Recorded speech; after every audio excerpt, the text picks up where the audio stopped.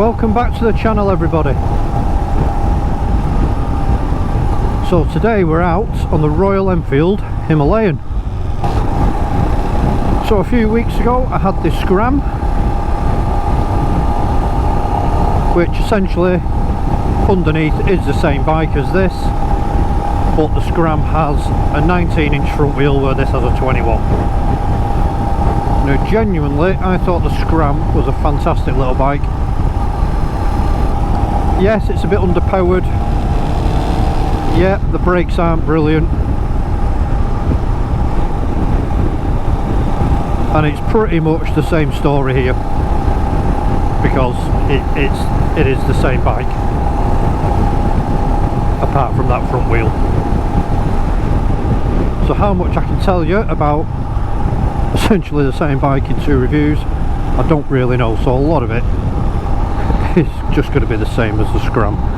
So I'll leave links down below. Go and check that video out. There are a few differences, like I said. Obviously this has a 21-inch front wheel as opposed to the 19. On the road, to be honest, I can't really tell much difference. The handling on these bikes is surprisingly good. Very neutral, very easy to ride. Obviously it hasn't got a great deal of power, so you're not going to be fighting with it.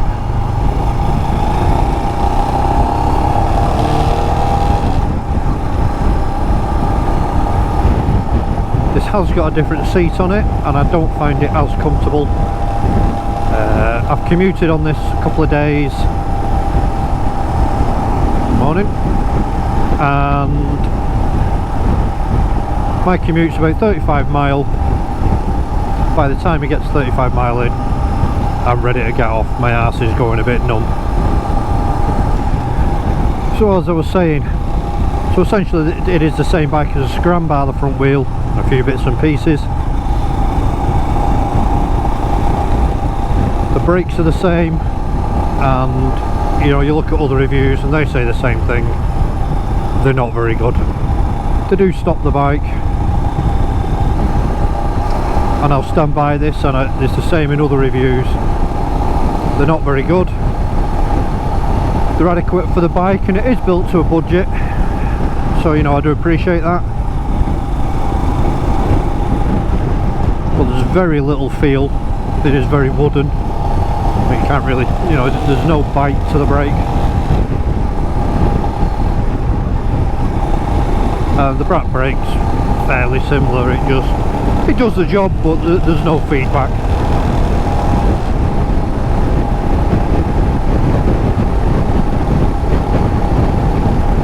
Now, I think these are about 4,800 on the road,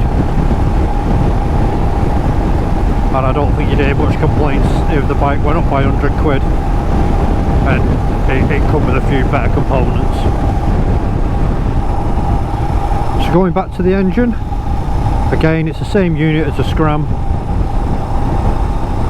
and I'll also stand by the fact that it is underpowered. You know, little back roads like this, it's fine. But when you get onto faster roads and motorways, you come to overtake, it's going to start to struggle. You're not getting much more over 80 mile an hour out of it. And I know I had a few people disagree that they're underpowered. They suit their needs, which totally fine, I get that.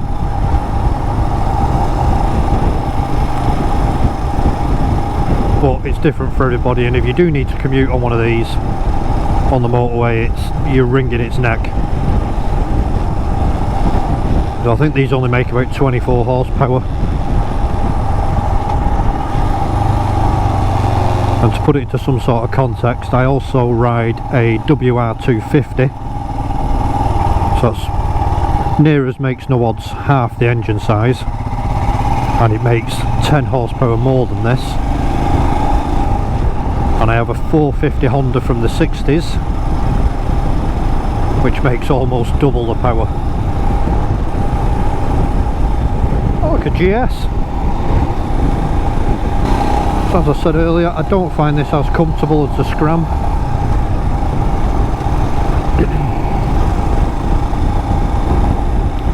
Just find after about half an hour my arse does start to get a bit numb.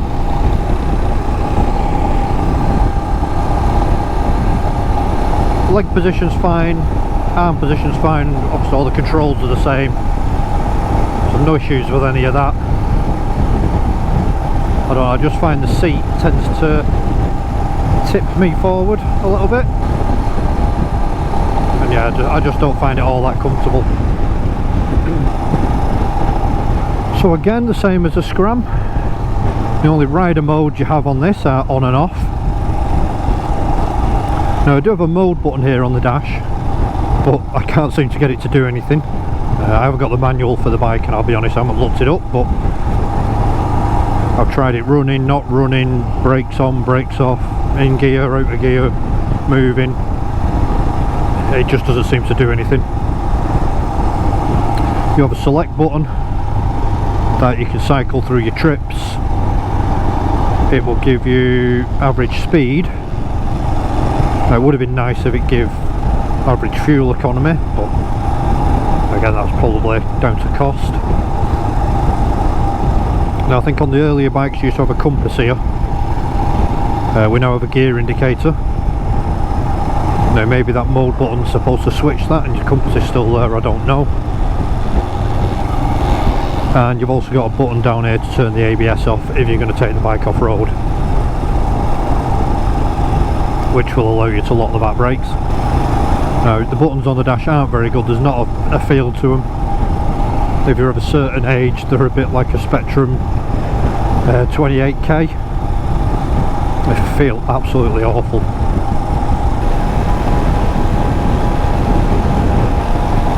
So again, going back to the handling, the same as the Scram, it handles really well, even with that bigger front wheel. This is quite a bumpy road. Even on much more expensive bikes you tend to get jolted around quite a bit, and it's pretty good. They've done a really good job with this for a basic suspension setup, or a budget suspension setup I should say. Royal Enfield have done a really good job with it.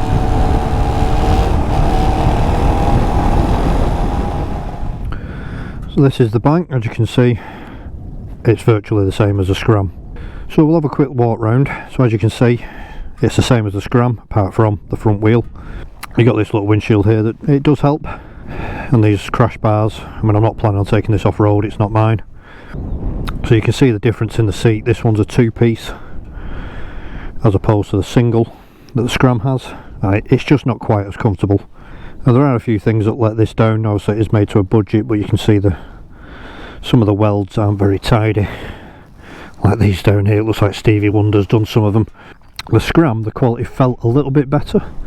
Just a little details like this where the insulation doesn't quite go into the controls, so it could let a bit of water in there, run all the way down. And when you're riding, probably not going to come out very well on camera, but it's almost like the tank isn't square or the fuel cap isn't square. It just all looks a little bit out of line. Little things like these cables are just trapped under the edge of the tank, and I imagine over time they're just going to wear straight through.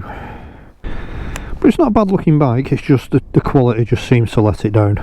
Now whether the Scram being sort of the next generation, they've just improved that slightly and it hasn't carried over onto the earlier models, I don't know.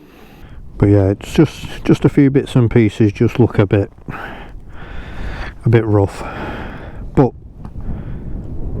it's built to a budget. Now what I will do, if you haven't seen the Scram video, I'll leave a link in the comments or at the top of the screen, so go and check that out. Now if you are looking for a budget bike, maybe you just want something cheap to commute on, or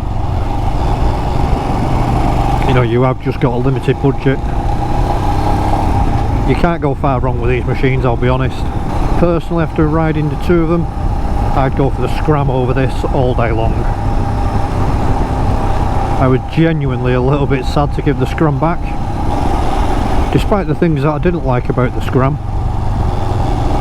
You know, that, like I've said it 1,000 times now, it feels like the lack of power and the brakes. Yeah, like I said, if these are the sort of price range you're looking at, I don't think you can go far wrong. I believe the service intervals are quite short, but I think everything's quite easy to get to. Well, one thing I didn't mention earlier as well, this also has the same sat-nav unit as the Scram, which I thought worked really, really well. And it's nice to have something like that included on a bike of this price range. So if you've made it this far, thank you very much for watching. Please give me a thumbs up or a thumbs down, let me know what you thought, and please consider subscribing. If you liked or you didn't like the video, then please leave me a comment. All feedback helps, and we'll see you in the next one.